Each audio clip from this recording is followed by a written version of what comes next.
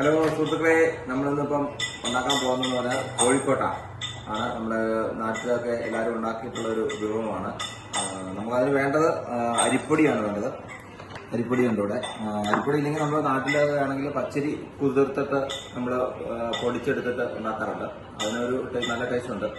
അപ്പോൾ അതിന് വേണ്ട ഇൻഗ്രീഡിയൻസ് എന്ന് പറഞ്ഞാൽ തേങ്ങ ചിരണ്ടി വെച്ചിട്ടുണ്ട്, അതുപോലെ ശർക്കര, അതുപോലെ നമുക്ക് വേണ്ടത് ജീരകം, അതുപോലെ നമുക്ക് വേണ്ടത് ഏലക്ക, ഇതെല്ലാമാണ് നമുക്ക് വേണ്ടത്. ഒരു സ്വല്പം ഉപ്പും വേണം നമുക്ക്.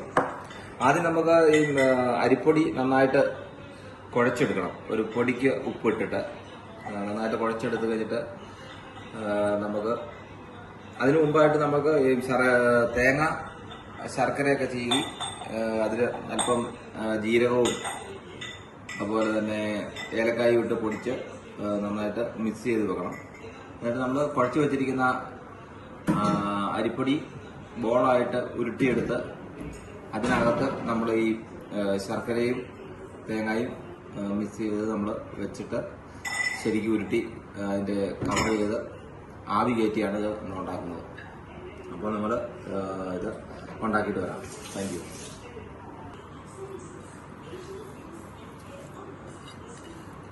അപ്പോൾ നമ്മൾ തേങ്ങയും ശർക്കരയും അതുപോലെ ജീരകവും ഏലക്ക പൊടിച്ചതും ചേർത്ത് മിക്സ് ചെയ്ത് വെച്ചിട്ടുണ്ട്.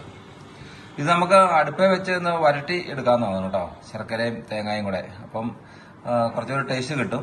ഇതിപ്പോൾ നമുക്ക് പച്ചത്തേങ്ങയുടെ ഒരു ടേസ്റ്റ് കിട്ടും. അപ്പം രണ്ട് ടേസ്റ്റിലാണ് വരുന്നത്, അതുള്ളൂ. അപ്പോൾ ഓരോരുത്തർക്കും ഏത് ആണ് ഇഷ്ടം എന്നുള്ളത് നോക്കിയിട്ട് ഉണ്ടാക്കിയെടുക്കാവുന്നതാണ്. അപ്പോൾ നമ്മുടെ അരിപ്പൊടിയും കുഴച്ചത് റെഡി ആയിട്ടുണ്ട്. അരിപ്പൊടിക്കകത്ത് നമുക്ക് അല്പം ഗോതമ്പ് പൊടി ഇട്ട് കൊടുക്കാവുന്നതാണ് കേട്ടോ. ഇനി അതല്ല നമുക്ക് ഗോതമ്പ് കൊണ്ട് തന്നെയും ഉണ്ടാക്കിയെടുക്കാം, അതും നല്ലതാണ്. അപ്പോൾ ഞാൻ പറഞ്ഞല്ലോ, അതിപ്പോൾ ഏത് രീതി വേണേലും ഉണ്ടാക്കാം. ഗോതമ്പ് തന്നെയായിട്ടും ഗോതമ്പ് അരിപ്പൊടിയും കൂടെ മിക്സ് ചെയ്ത് ഉണ്ടാക്കാം. അങ്ങനെയൊക്കെ നമുക്ക് ഉണ്ടാക്കിയെടുക്കാവുന്നതാണ്. ഇങ്ങനെ നമ്മൾ ബോളായിട്ട് ഉരുട്ടിയെടുക്കണം. അകത്ത് ശർക്കരയും വെച്ചിട്ട് ക്ഷമ വേണം. ക്ഷമയുണ്ടെങ്കിൽ മാത്രമേ ഇത് ചെയ്യാൻ പറ്റുള്ളൂ. കാരണം ഓരോന്ന് ഉരുട്ടിയെടുത്ത് അത് റെഡിയാക്കി എടുക്കണമെങ്കിൽ നമുക്കൊരു ക്ഷമയും സമയവും വേണം. Thank you. ഒരെണ്ണം റെഡിയാക്കിയിട്ടുണ്ട് ഉരുട്ടിയെടുത്ത്. അപ്പോൾ ഇതുപോലെ നമുക്ക് ഇതെല്ലാം ഉരുട്ടിയെടുക്കണം.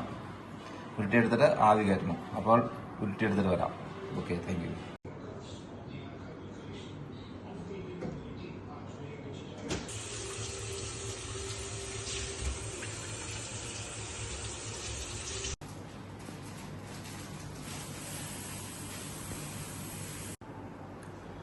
ഹലോ, നമ്മുടെ കോഴിക്കോട്ട റെഡി ആയിരിക്കുകയാണ്. അപ്പം നമ്മൾ ഒരു കടിഞ്ചായയുടെ കൂടെ ആണ് ഇപ്പം കടിഞ്ഞാറ് കഴിക്കുന്നത്.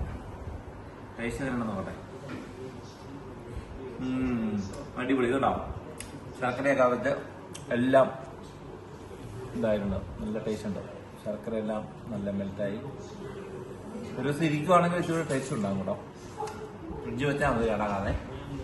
അപ്പം thank you for watching my video. See you next time. Bye.